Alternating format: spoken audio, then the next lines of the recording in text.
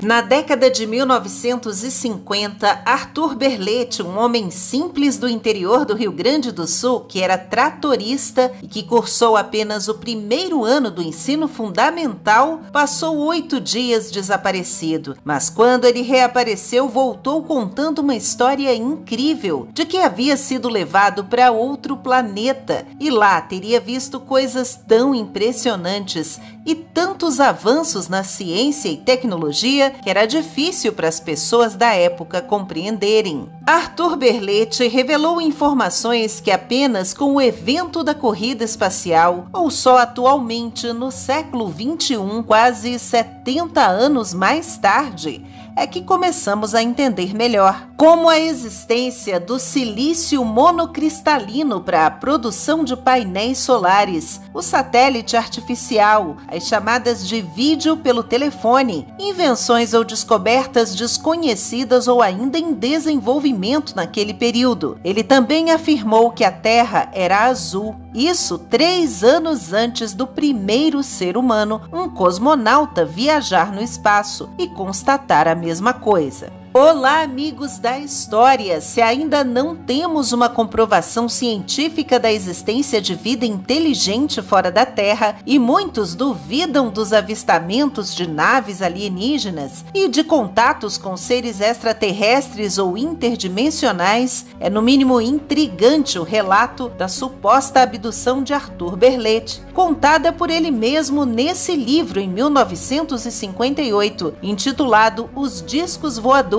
da utopia à realidade, narrativa de uma real viagem a outro planeta. O caso é mais impressionante ainda se levarmos em conta o contexto em que ele vivia e a pouca educação formal que possuía. Morador de Sarandi, no Rio Grande do Sul, e igual a muitos outros gaúchos, Arthur Berletti era descendente de alemães e aprendeu o idioma estrangeiro na infância em casa, o que seria muito útil, como veremos mais tarde. A profissão de tratorista não era a única que ele exercia e, ao mesmo tempo, também tentava a vida como fotógrafo ambulante. Naquele período, era comum percorrer o interior indo de casa em casa para tirar aqueles retratos de famílias posando, especialmente das crianças. Essas fotos depois eram pintadas, retocadas à mão num quadro. Naquele dia 14 de maio, Arthur Berletti retornou a algumas casas da zona rural para entregar as fotografias já prontas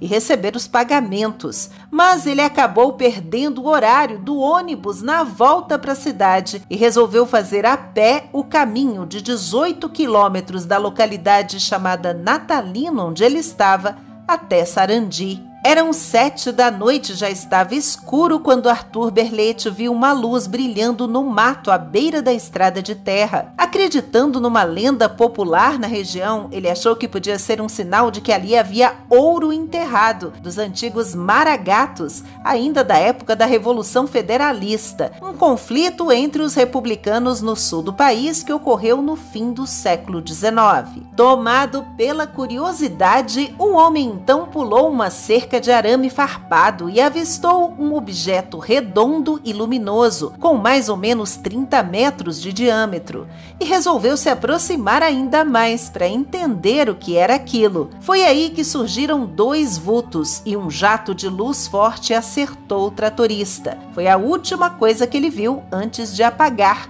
pois desmaiou na hora. Quando abriu os olhos, já se encontrava dentro de uma nave, deitado, num ambiente que ele comparou inicialmente a uma sala de hospital. Depois pensou estar a bordo de um navio. Havia várias pessoas ao redor, exatamente iguais aos seres humanos, mas ninguém parecia prestar muita atenção nele. Só depois é que ele foi conduzido por alguns corredores, por câmaras, pequenas salas e por várias portas até o lado de fora, quando pisou em terra firme, numa cidade completamente desconhecida, e diferente de tudo que ele havia visto antes. De prédios altos com muita claridade, em que as paredes externas tinham luz própria, as ruas que eram estreitas e lotadas de gente para lá e para cá, e acima deles, veículos voadores transportavam mais gente ainda. Se sentindo mal e se adaptando aos poucos a uma outra gravidade, Berlete descreveu: tive a impressão de que havia perdido metade do meu peso e ao mesmo tempo de que meus ombros haviam aumentado de volume. A partir daí, o tratorista narra como foi recebido por várias pessoas reunidas que falavam uma língua estranha e que pareciam discutir entre elas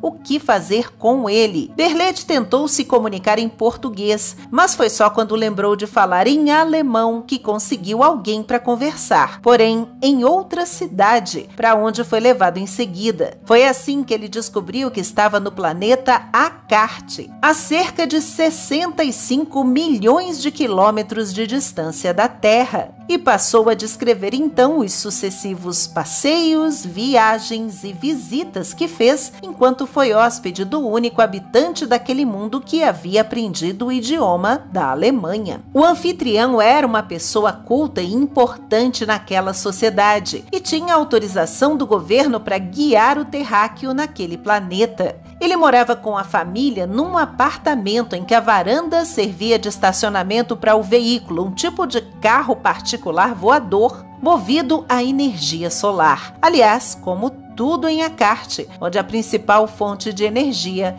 era o Sol. Como podemos ver nesse diálogo do livro, iniciado com uma pergunta de Berlete: como que é movido o motor deste aparelho? Virando-se para mim, respondeu o extraterrestre: com energia solar. Energia solar? Mas que força motriz vem a ser esta? E aí foi o acartiano que perguntou: mas ainda não conhecem na Terra? E Berlete respondeu: bem, eu nunca ouvi falar. Talvez haja alguém que a conheça, pois ultimamente os nossos cientistas têm descoberto muita coisa, mas para a maioria de nós terrícolas, permanecem incógnitas as descobertas. Só que apesar de desconhecida para o tratorista, a invenção da primeira célula fotovoltaica de selênio capaz de conduzir eletricidade quando exposta à luz solar foi do inventor norte-americano Charles Fritts em 1883. Várias décadas depois, um material fotocondutor mais robusto foi identificado e as células solares, como a gente conhece hoje, são feitas de silício. Já a água do planeta Acarte pareceu estranha para o Arthur Berlete. Muito leve, tão leve quanto um gás. Ele bebia quase 1 litro para passar a sede e o banho não parecia molhar de verdade. O terráqueo também achou muita graça das roupas que lhe deram para vestir e se comparou a um palhaço quando teve que calçar estranhos sapatos, mas bastante confortáveis, que pareciam feitos de tecido ou de um tipo de couro esquisito com um bico mais largo e solados com molas que amorteciam os passos no contato com o chão. Uma descrição que nos leva imediatamente a pensar nos tênis de mola de hoje em dia. Por onde passava, ele fazia muitas perguntas e recebia muitas explicações técnicas sobre as maravilhas daquele admirável mundo novo. Mas como nem sempre entendia, confessou no livro que às vezes também não prestava muita atenção. Mas com a ajuda do intérprete, ele descobriu, por exemplo, que os acartianos tinham aparelhos capazes de tirar a foto da cabeça de um prego no planeta Terra a centenas de quilômetros de distância e que eles também acompanhavam as transmissões de rádio e de TV dos terráqueos, e foi assim que aprenderam alguns dos nossos idiomas. Acontece que o primeiro satélite artificial da humanidade foi o Sputnik, que havia sido lançado pelos soviéticos poucos meses antes, em 1957. Então era uma grande novidade naquele momento. O brasileiro ainda ficou espantado ao ver um casal de Acarte, marido e mulher, conversarem pela televisão. E ficou mais surpreso ainda quando foi informado que aquele aparelho, na verdade, era um telefone, e o que ele viu foi uma videochamada. Ele ainda seria apresentado a outros tipos de transporte, como um trem de levitação magnética e a grandes máquinas e várias estruturas e tecnologias que não conseguia compreender direito, além de armas solares que soltavam raios letais e até mesmo um certo aparelho neutralizador de visão, que quando era ligado ao redor de uma nave impedia que ela e os tripulantes fossem vistos. Nesse ponto, Arthur Berletti foi informado que a abdução dele foi um acidente. Pelas regras dos acartianos, eles nunca deveriam interagir com os terráqueos, não deveriam ser vistos e nem ameaçar ninguém da Terra. Disseram que faziam muitas viagens ao nosso planeta e naquela noite em que encontraram o homem, estavam coletando sementes de trigo, que eles já tentavam cultivar em Acarte sem sucesso nenhum até aquele momento. E contaram também que no planeta deles até havia uma espécie de grão de trigo, mas que tinha um sabor muito ruim. Então, como foram flagrados por Arthur Berletti, que o comandante da nave confundiu com um agricultor e julgou que entendesse de plantação, eles acabaram levando o tratorista para servir como uma espécie de consultor. Realmente, Berletti observou mesmo que a comida de Acarte não era saborosa, só gostou um pouco da carne de gado, que aliás ele viu de perto, e achou que os animais eram imensos. Também percebeu que os dias eram bem mais longos que na Terra e que o clima talvez não favorecesse o cultivo do nosso trigo por lá. Além disso, Acarte era superpopuloso. Já quase não havia espaço para acomodar os 20 bilhões de habitantes e os recursos poderiam ficar logo escassos. Os acartianos não esconderam de Berletti um certo interesse em ocupar a nossa terra, mas não em invadir. A intenção deles, por mais sinistro que isso possa parecer, seria esperar que a humanidade se aniquilasse em guerras. Eles reverteriam, então, os efeitos da radiação nuclear e se apossariam do planeta. Quando teve permissão para voltar para casa, o terráqueo foi novamente conduzido na mesma nave em que veio e foi mantido dormindo a maior parte do tempo, para não sofrer os efeitos das grandes velocidades e as zonas de turbulência magnética, como explicaram os acartianos. E nas 36 horas de viagem, ainda teve uma parada numa estação espacial orbital ali próxima a Acarte. Finalmente, quando se aproximavam da Terra e da Lua, Berletti pôde ver o nosso planeta do espaço e o descreveu assim. A Terra, esta sim, era um espetáculo à parte. Eu via de 1 metro de tamanho, mas novamente com claridade só uma pequena parte, quase no lado oposto em que se encontrava a Lua. Notei isto sim que na América do Sul naquela hora era noite, pois na parte clara eu vi uma parte de um mar e uma mescla de continentes ou ilhas que não consegui descobrir quais eram. Ela emitia 5 cores. A primeira, esta tenho certeza, era azul. Emitia pela parte clara o dia. A segunda, a parte escura, uma mistura de preto com azul. A terceira era uma espécie de cinturão existente ao redor da Terra, tanto na parte escura como na parte clara, estando esta, entre as cores, parecida com azul também para mim.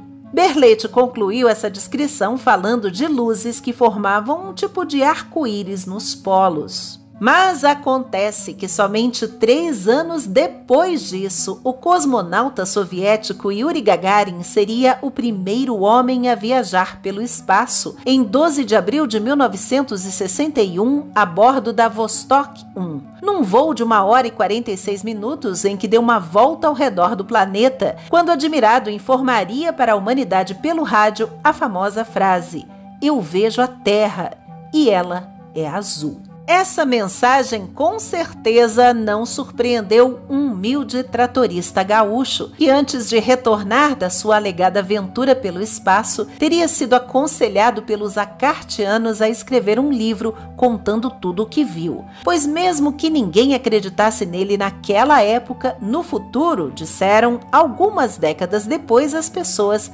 começariam a entender. Berlete voltou para casa depois de 8 dias desaparecido, muito abalado, confuso, trancou-se num quarto e começou a escrever e a desenhar sem parar num caderno tudo o que ele lembrava. No começo até tentou esconder, só que esse caso de abdução acabaria famoso no mundo inteiro. O livro foi editado em alemão e até em finlandês. O tratorista e pai de família foi chamado até mesmo para a Alemanha para contar essa história. Mas ele morreria pobre, como sempre foi, e também seria motivo de chacota e sofreria bastante com isso.